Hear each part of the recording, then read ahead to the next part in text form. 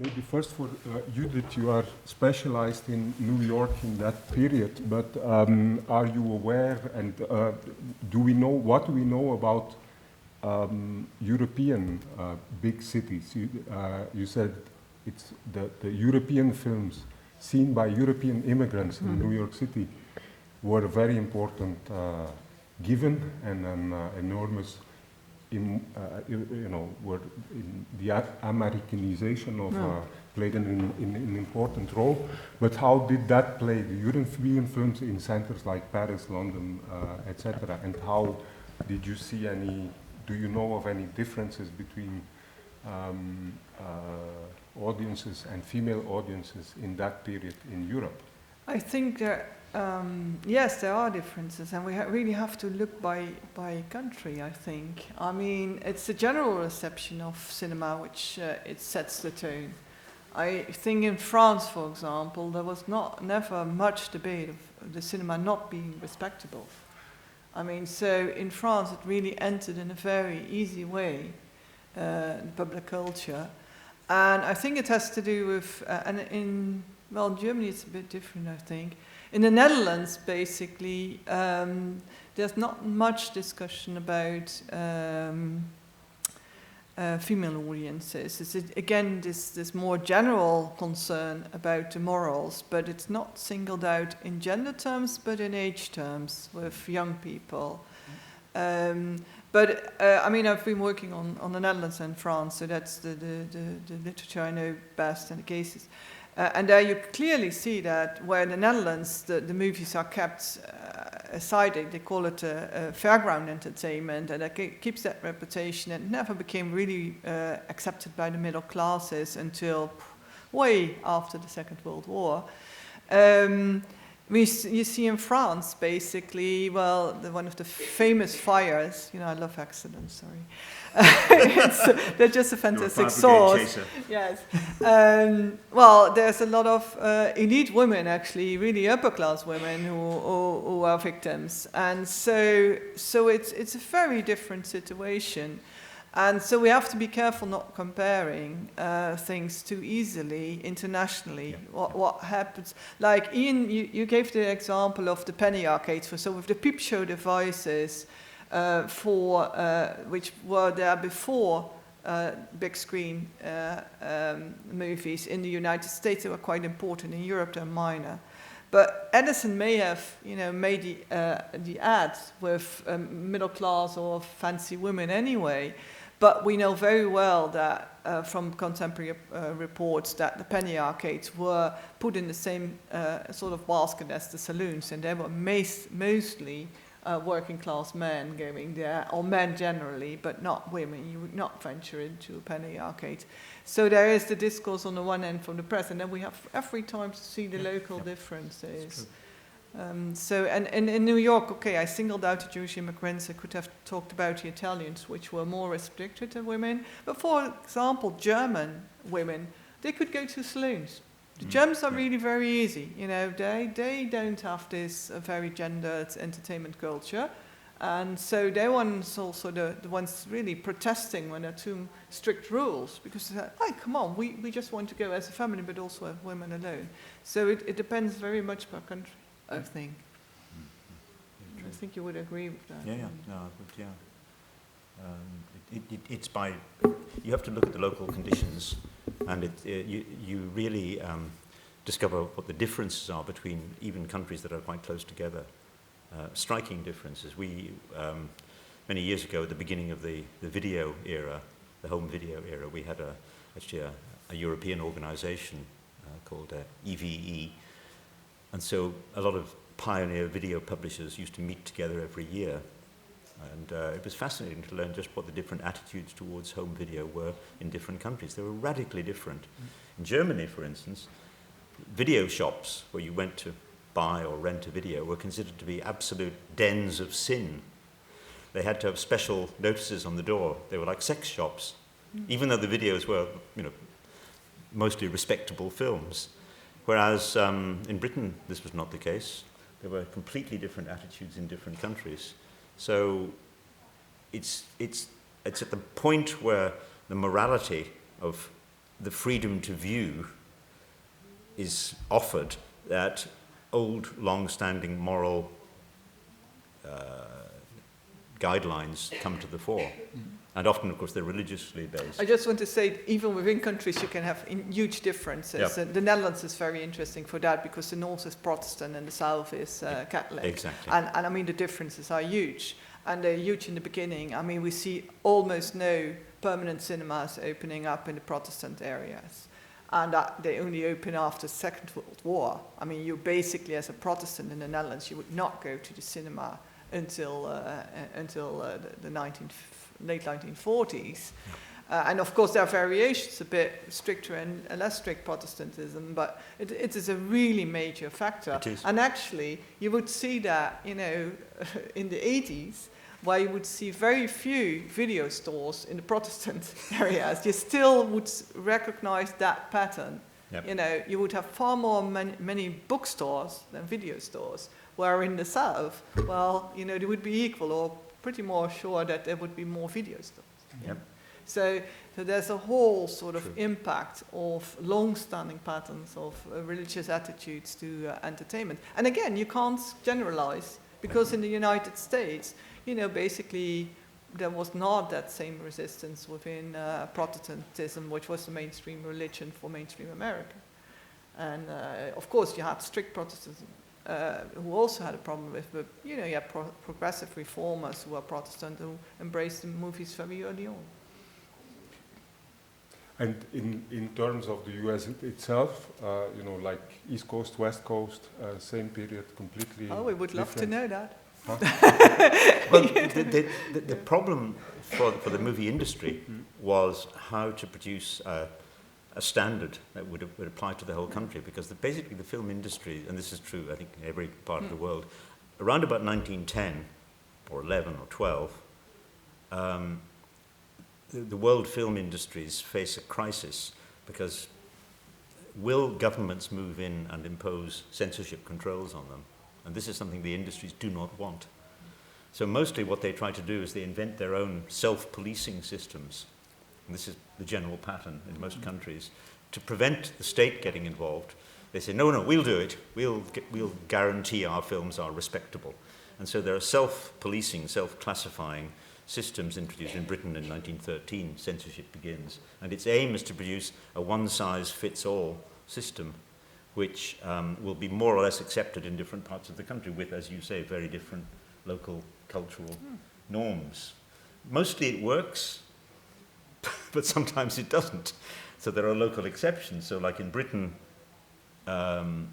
this tendency was becoming too restrictive by the 1960s, and so London separates itself from the rest of the country, and the London local authority says, no, we're willing to let much wider range of films be shown in London, because audiences in London are more sophisticated. They're not afraid of sexuality. So they have a special opt-out, and films can be shown in London, but not in other parts of the country. But it's also, I mean, most of these discussions implicitly relate to what women can view in children. Yeah, I mean, it's absolutely. you They don't. do. You basically, there is implicitly the idea that for men you don't need censorship.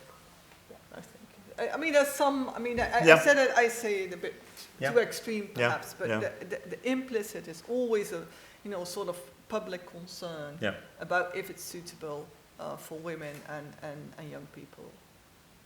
That's true. I mean, but with the religious polarity, because famously in Spain, you can see anything at any age, and people within the European film community compare the differences between the two extremes are Britain and Spain. In Britain, all sorts of things are censored still. In Spain, nothing is censored. And so the disparity is enormous in terms of age, acceptability. You can show a Ken Loach film to children in Spain. In Britain, you have to be at least 16 to see a Ken Loach film, because people say rude words on the soundtrack. You know, on the one hand, we cannot generalize. We have to be very specific. On the other hand, if we zoom out now and, you know, from the microcosm, which is your field of research, are there any things, do you detect some things that, since we are dealing with a mass medium and a big industry, are there any things where you would say, when it comes to the gender agenda, that follow and that are universal, or that in terms of working? And maybe a second question also, we did not talk a lot about the particular types of films. So is there a difference in terms of, I tend to think that even if we think about women audiences automatically about multiplexes, commercial context, melodrama, romantic comedy, etc.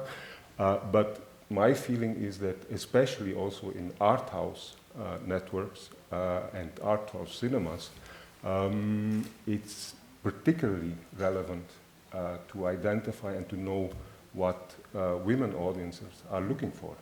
So, do you have any comments on this, or do you see anything? Well, I think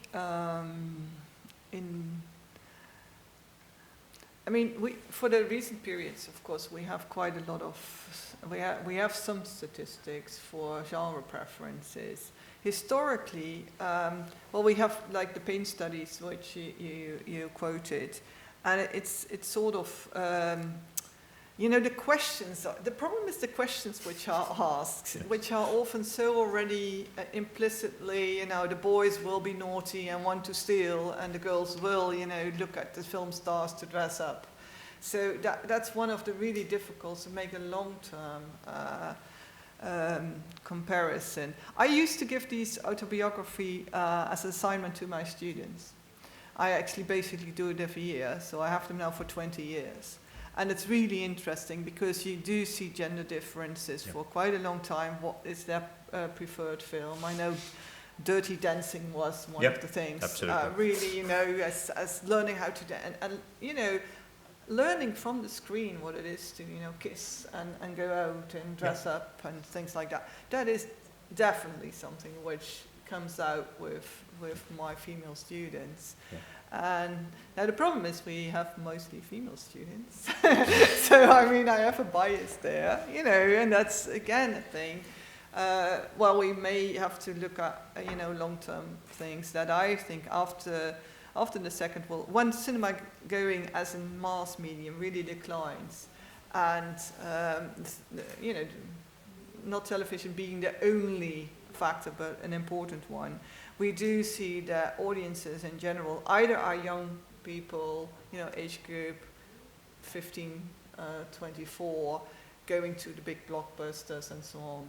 And for the rest, we see higher educated people going to, different sort of films, and not just art house, but I think you did see a move to that. And there, I think women have been really crucial and still are. And statistics for the Netherlands are quite revealing. But it's not just the art house cinemas; it's also the museums. It's a whole sort of, cultural practice where the cinema, art cinema, is part of a more broader way women spend their leisure time, and men do it still in a different way, I think. And this is, I think, persistent in the Western world, but I wouldn't say for the rest. I wouldn't globalize it. I don't have the information about it. Yeah, I think. One of the problems is that we don't have a lot of data about what's happened since in the streaming era, and the companies, the major players in streaming, are very reluctant to release information. Given how important streaming is for personal consumption, not having that information is absolutely, it's a big problem, because if you just count who goes to the cinema, you're counting a very, very, very small proportion of the total film viewing activity. And really, for me, the interplay between going to the cinema and what you consume on different platforms, that's the really interesting question. What do I decide I want to see on a big screen? What do I decide I want to see on a very small screen? Because that's where most of us are at the moment, and we just can't complete that picture. I mean, I would love to know what it is that different cohorts, different segments, young males, young women, young mothers. And for instance, one of the very small tendency within film exhibition has been mother and baby screenings. You do them here? Yes. Yeah. So most progressive cinemas, urban cinemas right across Europe will do mother and baby screenings where young parents, they have to be, they're usually mothers, but they can be fathers, can go with a young child. And that's been a really interesting kind of tendency because it frees up that particular section of the population to actually have a social experience instead of just watching at home. So the whole field of audienceship has become so complex, and we just don't have the figures for a lot of it, unfortunately. Which is so we're reduced to hypotheses, guesswork, maybe questionnaires, and maybe there's autobiographies. I mean, they're still quite interesting. They are, yes. They're very interesting. And the other question is time use surveys. This is getting really nerdish. But if you know what I mean by a time use survey, how do you spend your time? They're known as TUSs in the trade. Every country in the world has a national time use survey system. These are all connected by UNESCO. And you can actually consult them. And the trends in them are absolutely fascinating. How do people spend their time? How do they really spend their time, not imagine they spend their time? It's absolutely fascinating because people can fit films into different parts of their day, which they couldn't before. And I did this when I was teaching in Sweden way back in 2012. I got my students to do a time use survey, a media use survey. And what I discovered was that none of the students in Stockholm would ever go to a film screening because it started at a particular time. They wanted to be free to choose when they watched a film. And I think that's a really distinctive tendency. You know, I want to decide when I'm going to see it, middle of the night, early morning, whenever. I don't want to fit into a cinema program, which is a real challenge for cinemas. So slipping the anchorage of a fixed timetable in the cinema is the biggest single trend in audienceship of the last 15 years, I think. And it's going to go on. I mean, for us also, this is always the main question. Yep. How can you create new habits in people's lives and insert them, a film in their schedule? Because very often it's not about the price, but it's about the whole, the exact time, the time you need, not just to watch the movie, but also to park the car, to find the babysitter, to do all sorts of things. So you see clearly that there are differences and new sorts of ways of collective viewing in groups emerge. I mean, the movie night at home in America is really something established. It is. And, Saturday night, the whole family with popcorn on the floor, watching a movie. But I also see my students who say, one of the things is what comes out massively. I also have them write up every year, and that's bigger groups. What their first experience of the movies are, which movies they watch, and I can tell you it's 99% Disney, and it's Disney all. I mean, they really all grow up with the Disney films. But then they say when they grow older, they all have their favorite Disney films, mostly one which came out when they are in a certain age group. So you have the Lion King generation, and who's now going back to the Lion King. And so you clearly see that, it shifts. So this is their big Disney film, and that's the film they would have seen in the cinema. And then usually a lot of them know really the film by heart and the songs. But they wouldn't watch the whole DVD anymore, or actually sometimes they even have the video. But they would go to YouTube and only do the songs. And they would have, when they say, with a couple of girlfriends, and then in the evening, we just, we do the sing-alongs. And so that's, it's a different sort of film consumption, which is pretty powerful. Very. And which sort of escapes totally our view in these surveys. But again, bringing back that for a lot of people, I mean, you have individual viewing, but also the collective side of viewing a film is still very important. It is. But it's not anymore always in the cinema. It's also new forms which people create themselves at home, or even in pubs. I have to ask to interrupt here. We will have our break. We will continue at the end at 1 o'clock, and then at the end of the session we will come all back for further questions and answers. Okay. Thank you.